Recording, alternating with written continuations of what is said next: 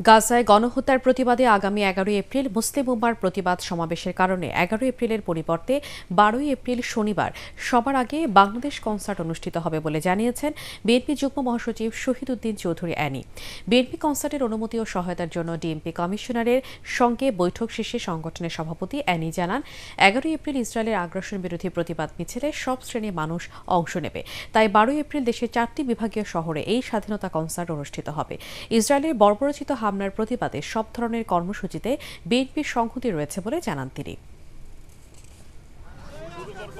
গণহত্যার প্রতিবাদে সবাই সেই প্রতিবাদ মিছিলে অংশগ্রহণ করব। সেই জন্য আমরা 11 এপ্রিলের পরিবর্তে 12 এপ্রিল সারা বাংলাদেশে 4টি ভেন্যুতে একসঙ্গে সবার আগে বাংলাদেশ ফাউন্ডেশনের পক্ষ থেকে যে স্বাধীনতা কনসার্ট সেটি আমরা পরিবর্তন করেছি। 12 এপ্রিল সেটি অনুষ্ঠিত হবে।